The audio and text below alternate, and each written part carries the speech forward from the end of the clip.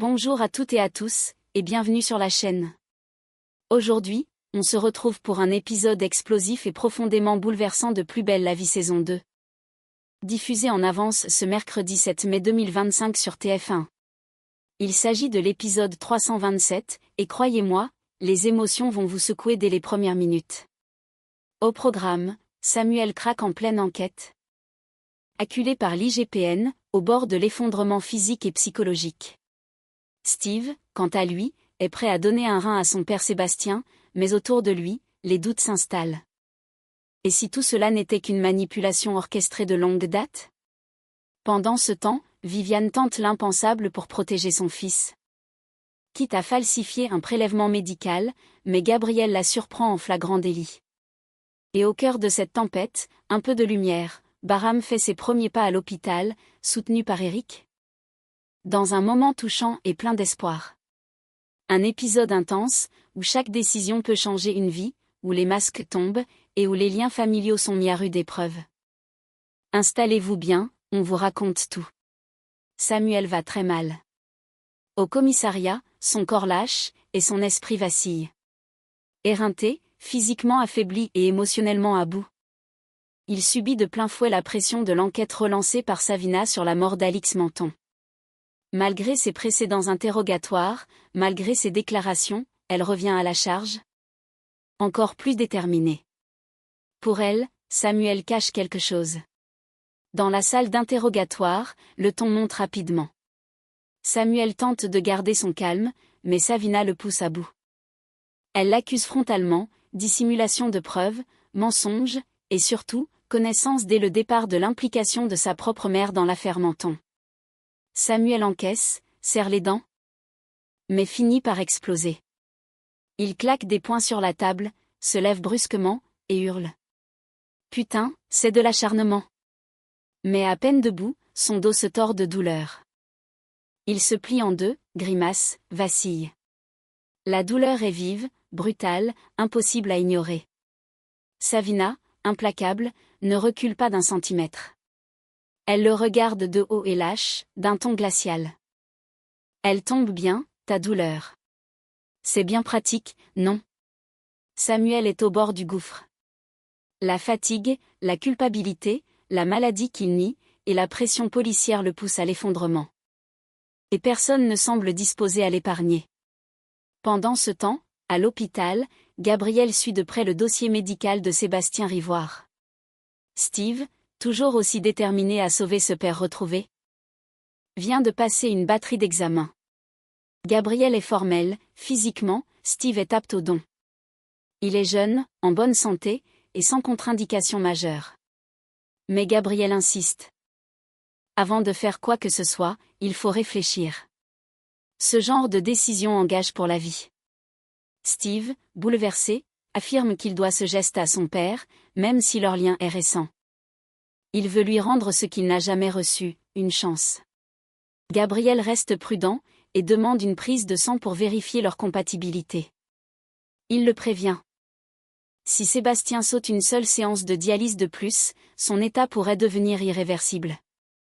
La greffe est sa seule chance de survie. Mais dans l'ombre, une question demeure. Sébastien mérite-t-il réellement qu'on lui sacrifie un rein?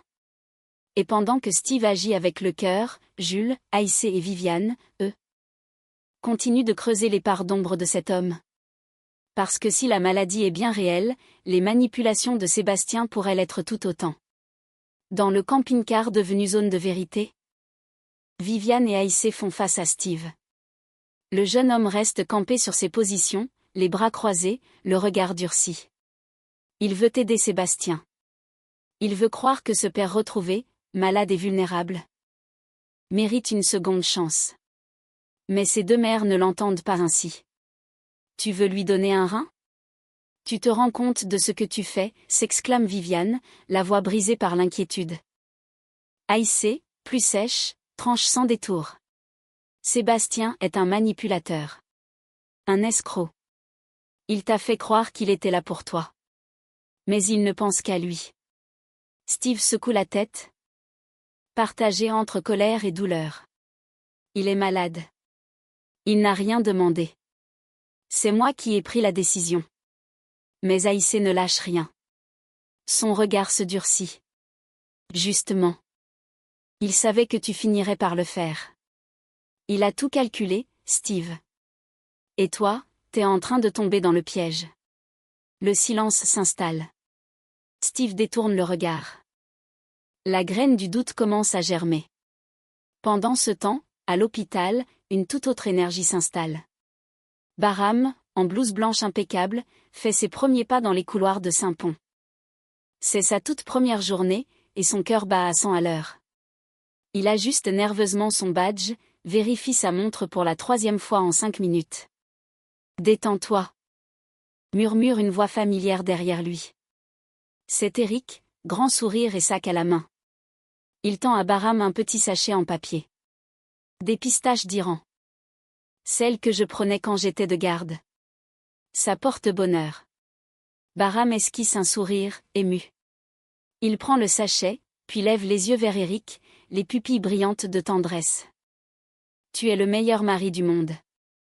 Eric le regarde avec douceur, puis ajuste le col de sa blouse en murmurant, fier. Allez. Montre-leur qui tu es.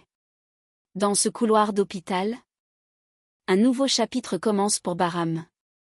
Et dans le tumulte des conflits familiaux qui se jouent ailleurs, ici, c'est l'amour et le soutien inconditionnel qui prennent toute la place. Le silence règne dans le camping-car.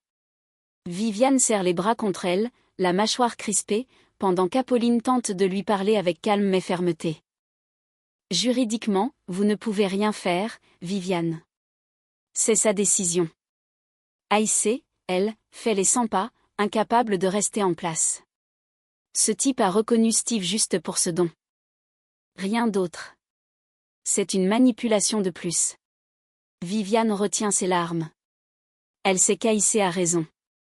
Et pourtant, face à la détermination de leur fils, elles sont impuissantes. Apolline murmure. Presque désolée. Il ne reste qu'une chose à faire, lui parler. Le convaincre de renoncer. L'amener à ouvrir les yeux. Dans une chambre d'hôpital baignée de lumière blanche, Steve se tient au chevet de Sébastien, les mains tremblantes. Il vient de tout lui dire. Son choix. Son geste. Sébastien reste silencieux un long moment, le regard fixé vers le plafond. Puis il se tourne lentement vers Steve. C'est très généreux, ce que tu proposes. Mais, on n'a qu'une vie. Et tu n'en as qu'un, de rein. Je ne peux pas l'accepter. Steve recule d'un pas. Bouleversé. Tu m'as manqué, souffle-t-il. Je ne m'en rendais pas compte avant, mais, je ne veux plus jamais te perdre. Sa voix tremble. L'émotion est brute. Sans phare. Il fait un pas vers le lit, s'agenouille presque, les yeux brillants. Accepte cette greffe. S'il te plaît. Fais-le pour moi. Sébastien le regarde longuement. Dans ses yeux, un mélange de trouble, de culpabilité et peut-être, une pointe d'amour sincère.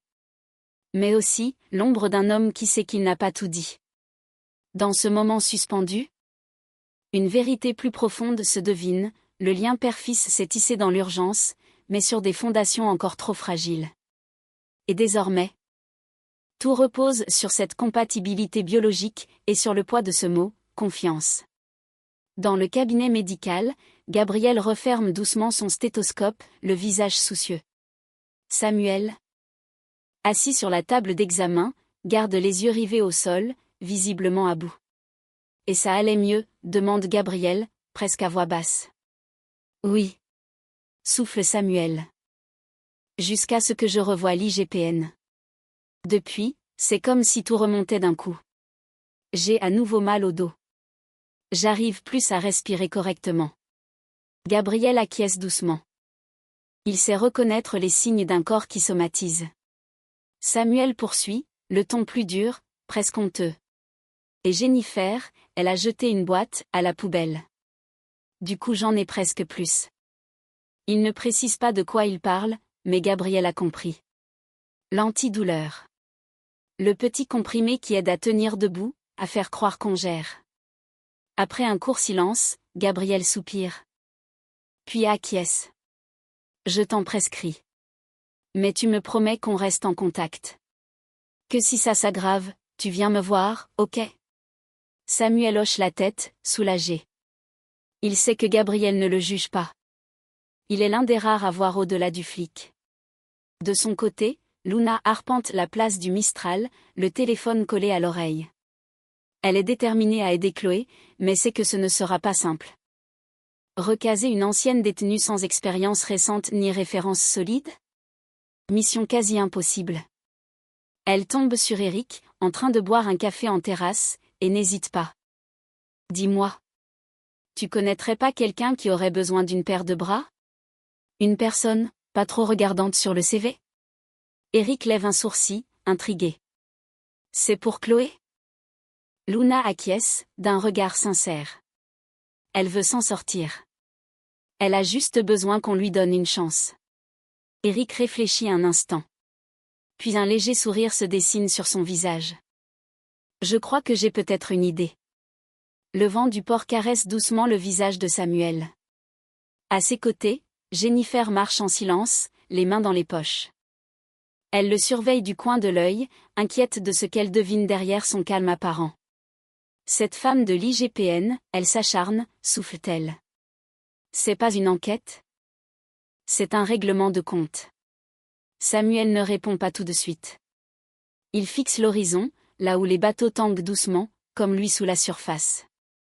Finalement, il murmure. Peut-être qu'elle a raison. Peut-être que j'ai fermé les yeux. Que j'ai pas voulu voir ce que ma mère faisait. Jennifer s'arrête net, le regarde avec douceur mais fermeté. T'as rien fait de mal. T'as été pris au piège comme tout le monde. Et tu souffres plus que tu veux bien l'admettre. Elle sort son téléphone, compose un numéro. Je vais pas bosser aujourd'hui. Je te laisse pas tout seul. Au bout du fil, elle tombe sur Gabriel. Elle lui explique, simplement, qu'elle prend sa journée. Qu'elle a une urgence plus importante que l'hôpital. Pendant ce temps, dans l'appartement, Samuel est rentré en douce. Il s'est assis sur le canapé, seul, et fouille nerveusement dans une boîte rangée dans un tiroir. Il en sort une plaquette entamée. Puis une autre. Ses mains tremblent légèrement, mais il ouvre les emballages avec méthode. Un cachet. Puis un second. Et un troisième. Il les avale avec une gorgée d'eau, machinalement. Son visage est fermé. Pas de panique, pas de conscience claire du danger. Juste, l'envie d'éteindre la douleur. Celle du corps. Et celle, bien plus insidieuse, qui ronge de l'intérieur. Accro aux antidouleurs? Peut-être. Mais dans l'esprit de Samuel, c'est simplement le seul moyen de tenir encore debout. Eric attend patiemment en terrasse du Mistral, un café tiède devant lui. Il jette un œil à sa montre pour la 3e fois, le sourire aux lèvres. Barra m'a dit qu'il sortait dans 5 minutes. Mais l'hôpital a sa propre horloge. Il le sait maintenant. C'est alors que Thomas passe près de lui avec un plateau et lui lance, moqueur. Alors? On prend ses marques? Eric sourit. J'attends mon mari, monsieur le médecin tout neuf. Thomas s'assoit une seconde, complice, et lui tend une main imaginaire pour sceller une blague. Bienvenue au club des maris de médecins. Eric éclate de rire. Ah, parce qu'il y a un club? Officieux, mais très réel, répond Thomas avec un clin d'œil. Premier conseil. Oublie les week-ends de dernière minute. T'auras toujours une urgence qui tombe le vendredi soir. Eric sourit, mais une petite lumière passe dans son regard. Il mesure doucement ce que cela veut dire. Le rythme, les absences, l'attente. Mais aussi la fierté, et l'amour d'un homme qui se bat pour soigner. J'y survivrai. Tant qu'il me reste les pistaches iraniennes. Thomas rit franchement. Dans ce cas, t'es prêt pour tout.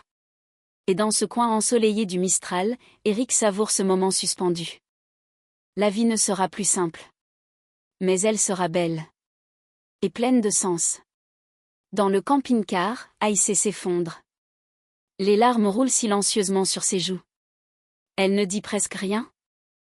Mais son regard dit tout, elle a peur de perdre Steve.